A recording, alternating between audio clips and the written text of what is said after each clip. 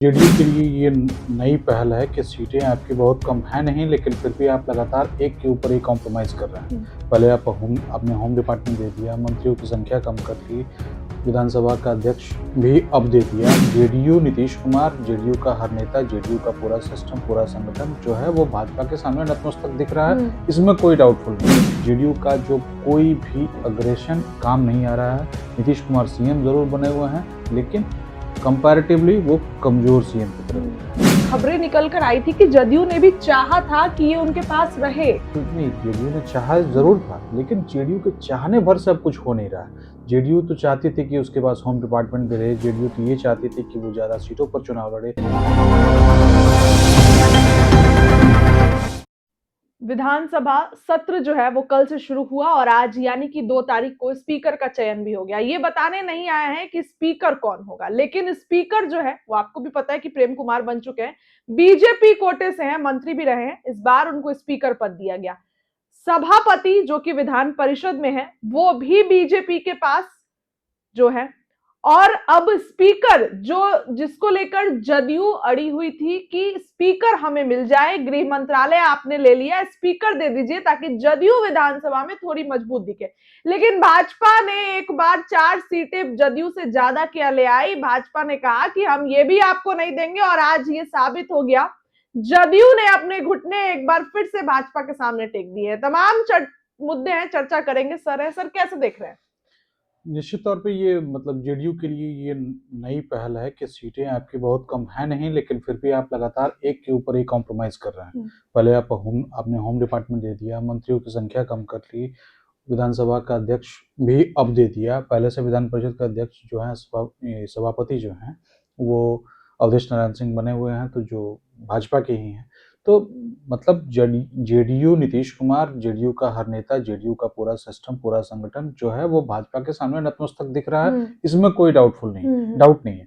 दूसरा ये है कि जो जेडीयू के डिपार्टमेंट्स हैं, बीजेपी के डिपार्टमेंट्स हैं, उनमें भी बड़ा अभी अंतर है। हालांकि ये अंतर कम होगा जब अगला कैबिनेट एक्सपेंशन होगा, जो जनवरी में संभावित है। तो अभी कुल मिलाकर स्थिति यही है कि आज की तारीख में जब हम लोग बात कर रहे हैं, तो जेडीयू पूरी तरह से भाजपा के सामने नतमस्तक की तरह है। जेडीयू का जो कोई भी अग्रेशन काम नहीं आ रहा है।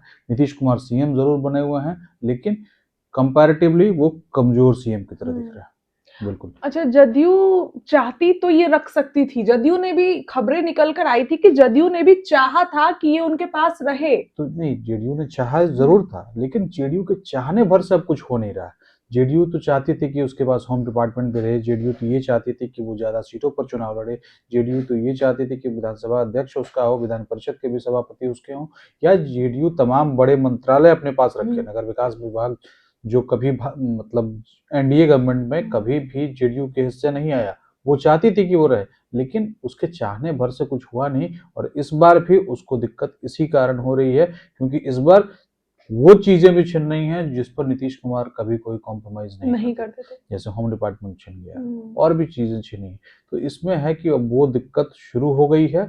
जेडीयू और बीजेपी का क्लैश अभी भले ही मतलब नेताओं के बयानों में खुलकर ना दिखे, लेकिन वो खींचतान चलेगी तब जब सरकार की फंक्शनिंग स्टार्ट हो गई।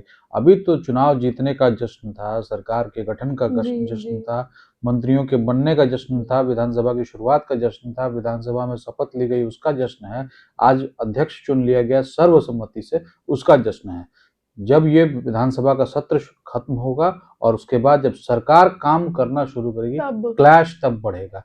क्लैश तब कैसे आगे आएगा, सामने आएगा, वो फिर देखना होगा। अच्छा, बीजेपी को 89 सीट है, जदयू को 85 सीट है, 4 सीट बीजेपी की ज्यादा है। तो खबरें ये निकल कर आ रही है कि जदयू ये चाह रही है कि आईपी गुप्ता को ले लिया जाए, कांग्रेस के कुछ लोग को ले लिया जाए और बसपा के, और स्पेशली ये जो चीजें है इसके लिए जमा खान और कांग्रेस के लोगों के लिए अशोक चौधरी को लगाया गया है, क्योंकि पुराने कांग्रेसी नेता रहे। तो जदयू चाह रही है कि कद बढ़े, कुछ विधायक उधर से आ जाए, और आईपी गुप्ता ने तो पैर भी छुए। खैर, वो तो आप कह सकते कि एक मुलाकात था। बिल्कुल, अभी इस बार थोड़ा सा जेस्चर ज्यादा दिख रहा है इस पूरे विधानसभा में, चाहे तेजस्वी यादव की तरफ से हो। तेजस्वी यादव और रामकृपाल यादव में जो राजनीतिक दुश्मनी, पर्सनल दुश्मनी हो चली थी 10-11 साल से, 2014 में उनकी दुश्मनी हुई थी और आज 2025 में वो करीब दिख रहा है। तो इस बार जेस्चर ज्यादा दिख रहा है क्योंकि विपक्ष बहुत कमजोर दिख रहा है। दिख रहा है। तो जब इस तरह के जेस्चर से कोई बहुत फर्क नहीं पड़ेगा।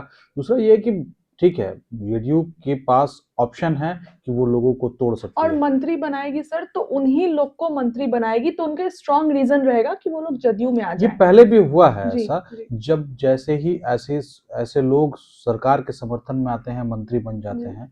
जैसे अभी आईपी गुप्ता की बात हम्म, कर रहे हैं। आईपी गुप्ता ने महागठबंधन के तहत चुनाव लड़ा है। जी, जी, वो एक सीट उन्हें दी गई थी, उस पर वो खुद लड़े, खुद जीत जी, गए। जी, और अब ये ठीक है, कयासबाजी है कि वो सरकार में शामिल हो सकते हैं, तो क्यों नहीं उन्हें जेडीयू अप्रोच करेगी।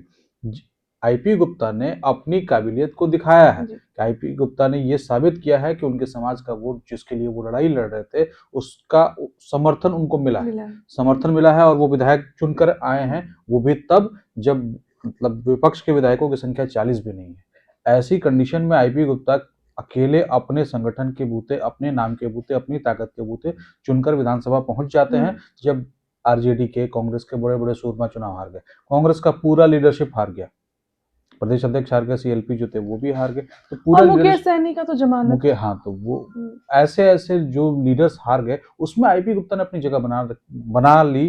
तो हो सकता हो कि उन्हें सरकार में आने की भी इच्छा हो सकता हो कि वो सरकार में शामिल हो जाए। तो सरकार में शामिल हो जाए तो उनके लिए जेडीयू एक अच्छा विकल्प है। जेडीयू में शामिल हो सकते हैं या जेडीयू को समर्थन दे सकते हैं, अपनी पार्टी बचाए रखें और जेडीयू को समर्थन दे सरकार बना लें। बसपा के विधायक ने खंडन किया है। बसपा के विधायक ने साफ कहा है कि मेरी कोई बातचीत किसी से नहीं हुई है। वो अपने पिता के इलाज के चक्कर में अभी बनारस में फंसे हुए हैं, या मतलब अभी वो ऐसी कुछ भी कोई हड़बड़ी नहीं कर रहे हैं। बार बार उदाहरण इसलिए बसपा का सामने आता है क्योंकि पिछली बार जमा खान ने बसपा से चुनाव जीतने के कुछ दिनों बाद ही जेडीयू में अपने शामिल होने की घोषणा कर दी। तो बसपा इजी टारगेट है।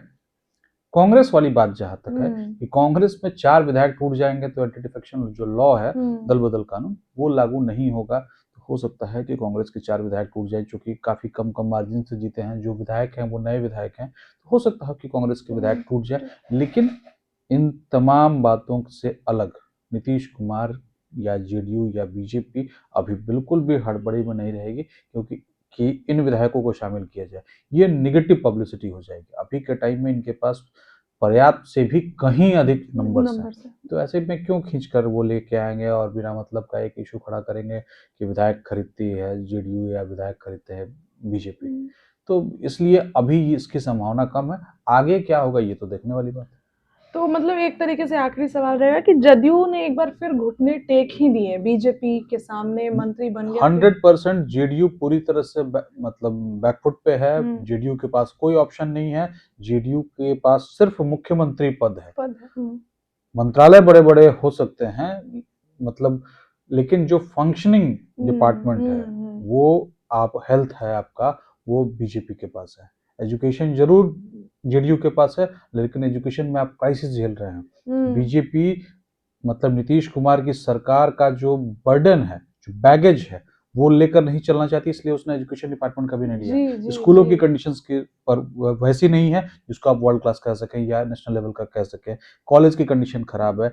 आप पिछले 20 सालों में एक नया कॉलेज नहीं खोल पाए।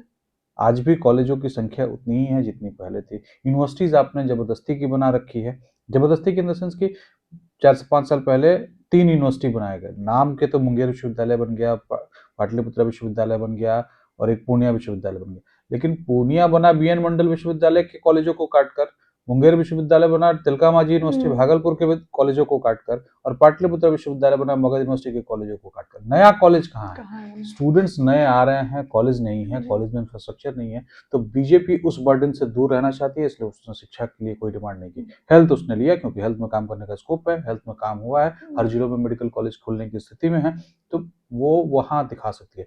नगर विकास रखा है क्योंकि उसमें चमक दमक दिखती है, तो बीजेपी ने वो सारी चीजें रखी हैं। एजुकेशन टाइप का सेक्टर उसने छोड़ दिया है, जो बड़ा डिपार्टमेंट है, उसमें भी डिपार्टमेंट में खर्च के नाम पर मैक्सिमम आपका सैलरी और पेंशन होता है।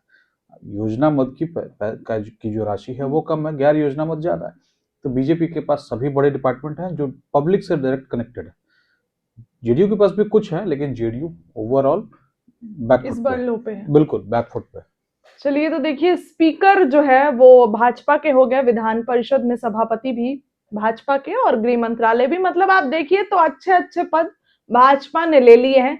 सीएम नीतीश कुमार को सीएम तो बना दिया गया है, लेकिन अब जो है असली खेल शुरू होगा। अब जब काम करने की बारी आएगी तब पता चलेगा। फिलहाल इस डिस्कशन के लिए इतना ही। बहुत बहुत धन्यवाद।